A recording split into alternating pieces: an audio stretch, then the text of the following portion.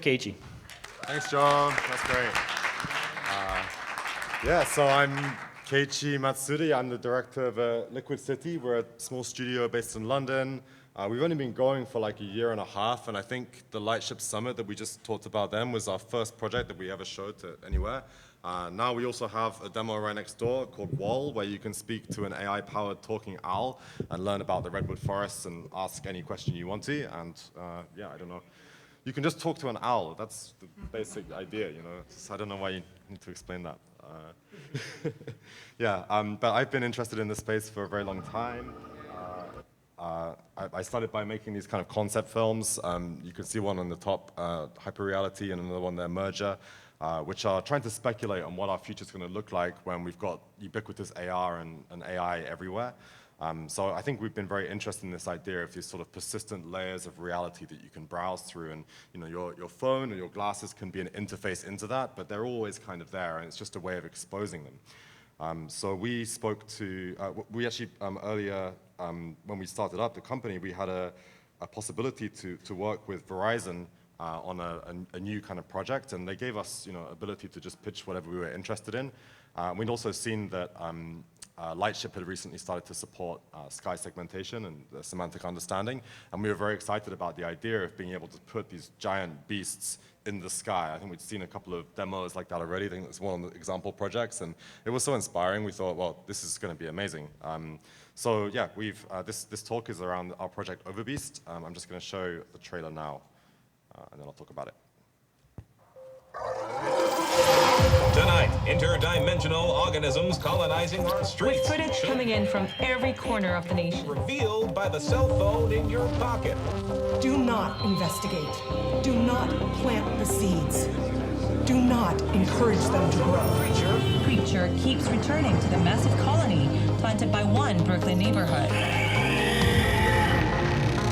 It's a battle for beast supremacy. We can actually win this. I want to see everybody. I want to see everyone in chat who's here right now. Sure, you want to talk about defense? Then Frangatron. He's got it all. Joe, you got to see the whole picture here. Excitement runs high across the nation as rumors circulate online of huge battles to come.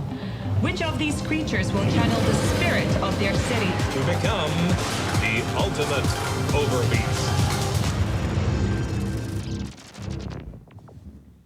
Yeah, so that's OVERBEAST. We released it in the, oh yeah, thank you very much. Yeah, I hope you couldn't notice that none of those people are Americans. They're just putting on their bad, you know, their worst American accents. So it's okay, like none of us notice it, but I'm very concerned that when we're over here that everyone posts like organisms. Yeah, so in OVERBEAST, you meet up, you have these enormous creatures that live in your state, and depending on where you live, you're going to have a different OVERBEAST. There's one OVERBEAST per state, and everybody who's playing the game can see the same OVERBEAST. So it's kind of a virtual pet in a way, but it's one that's enormous and shared between everybody. In the game, you just, sometimes as you're in the forest, you get to be able to encounter the OVERBEASTs. This is one that was just outside SFO when I got in at the end of last week. And I just really like the idea that you could be like having these incredible moments where you meet these enormous, majestic creatures just in your like everyday environments. One other element of it is the way that you can interact with your OVERBEAST is really by feeding them. And to feed them, you have to collect pollen, which is the OVERBEAST's energy source. So you can like hold your finger on the screen or your thumb on the screen, and you'll be able to collect the pollen that's floating in the air.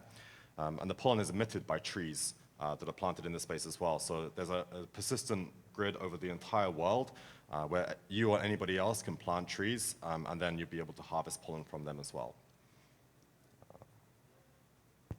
And then once you've harvested enough pollen, you can feed them to your beast, and then they go and battle their rival states who live in other states. So it's kind of this massively multiplayer collaborative experience where you work with everybody in your neighborhood to raise a forest.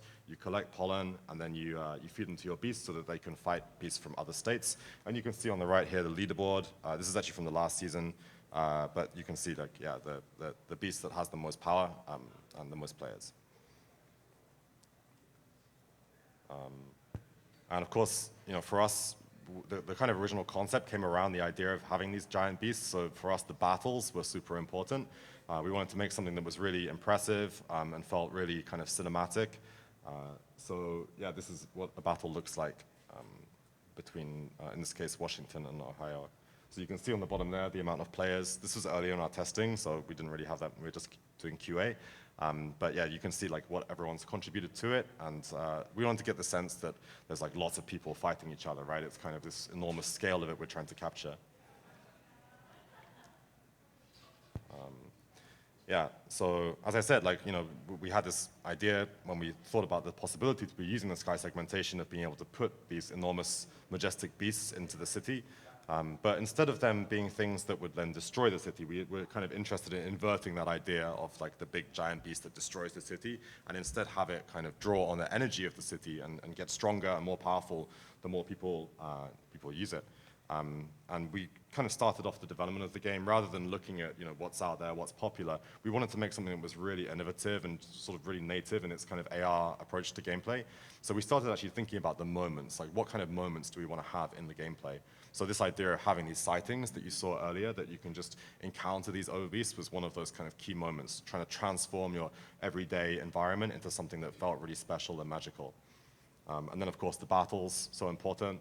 I don't think we're quite at this level where we can have the beasts wrapping around the buildings, but you know, maybe in OVERBEAST v2 we can start to like have things that play with the physical surroundings much more.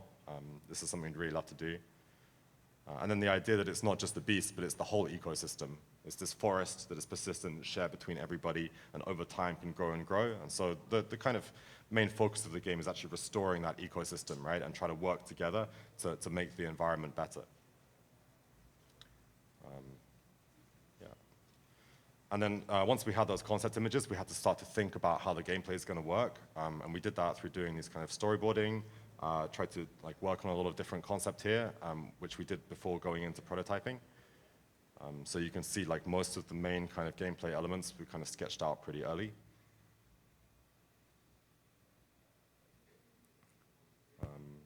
What's this? Oh yeah, and this is our first prototype of the game. This one actually was using, we were using the pixel streaming in Unreal to stream it over Verizon 5G and then be able to kind of, you know, see this kind of amazing view of the beasts. So this is how we kind of won the project, basically, to show just this kind of image of what could be possible. Actually, it looks better than the final game, but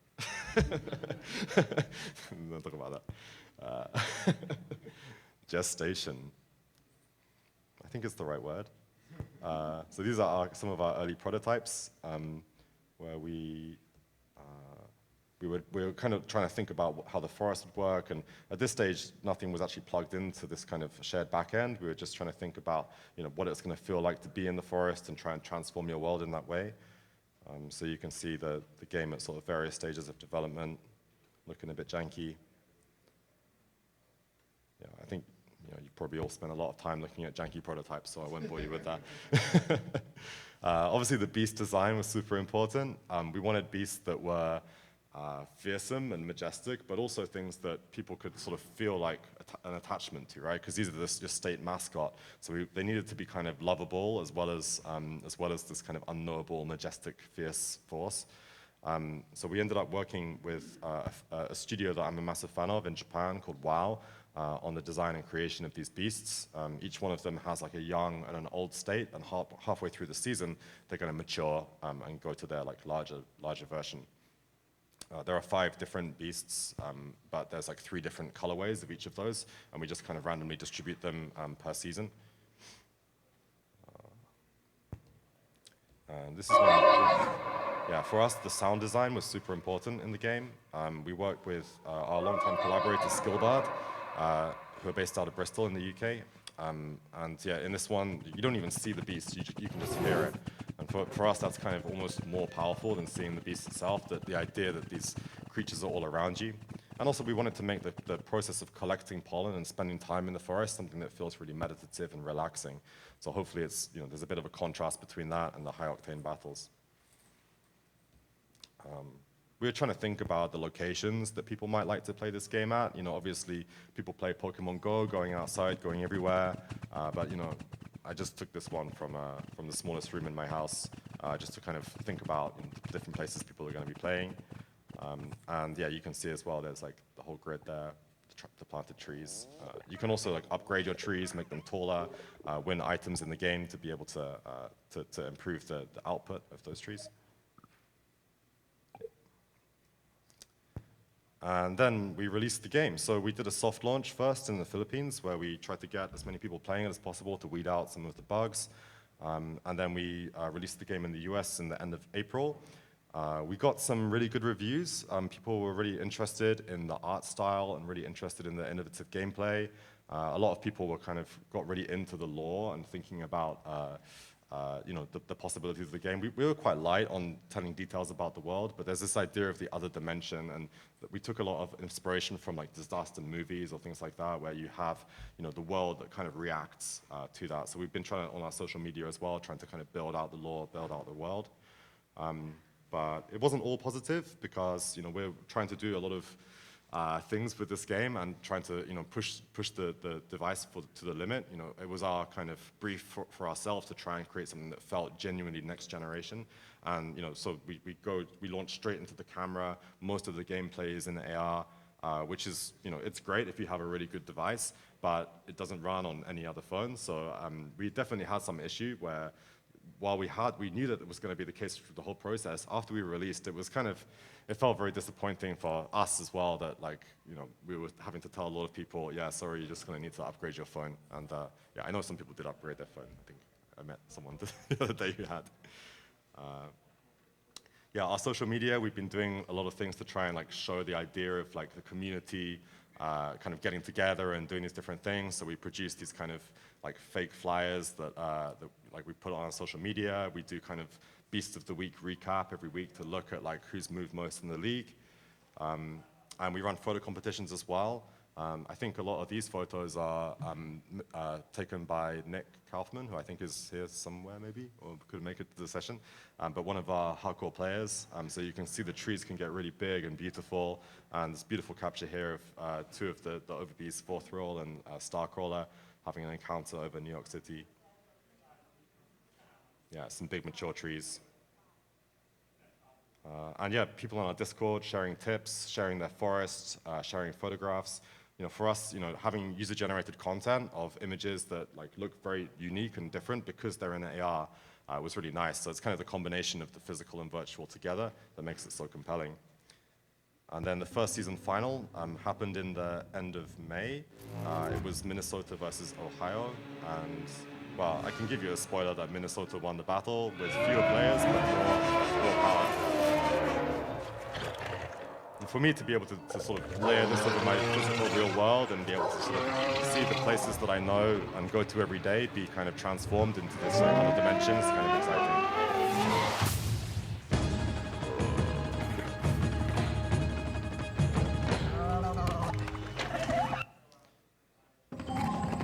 So here you can see as well, this is how the beasts charge up. At the bottom here, these are the players who contributed the most pollen, so they get kind of a hero shout out.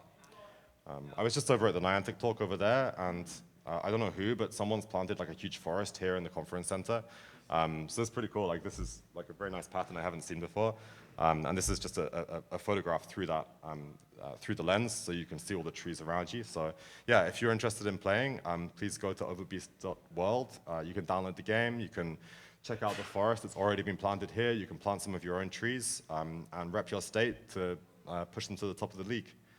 Yeah, that's all I got. Right on, man. Thank you.